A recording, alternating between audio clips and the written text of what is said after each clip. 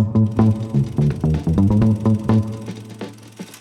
we'll start at the top, the types of compensation that are available. The first type of compensation we'll talk about today is that comes from the asbestos bankruptcy trust claims. Now, this is the primary function of my law firm. This is what we do. We file asbestos bankruptcy trust claims. That's our primary job. The next sort of compensation that would come available for folks would be civil lawsuits, like going to court like you see on TV. And we've broken it down into three different types. We have a product liability lawsuit, which is what you would file if you were exposed to an asbestos-related product and got sick from that.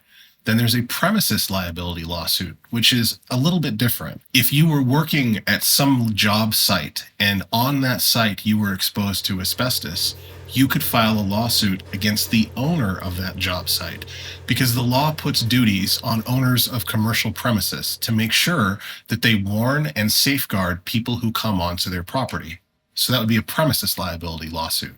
So then you have FELA, the Federal Employees Liability Act, which applies to railroad workers, and the Jones Act, which applies to maritime workers. Those are a little bit different than regular lawsuits, and we'll talk about that a little later in the video. Then you have workers' compensation, which, as you probably know, is available to individuals who are injured on the job. And then there's two additional types of claims that are available, the Social Security claims and Veterans Administration disability claims. I want to just say up front that Social Security and Veterans Administration claims are not what you would consider primary sources of compensation for asbestos-related illnesses. There is money available there, but it's not a lot, certainly not compared to what you could get through a lawsuit or even a trust claim.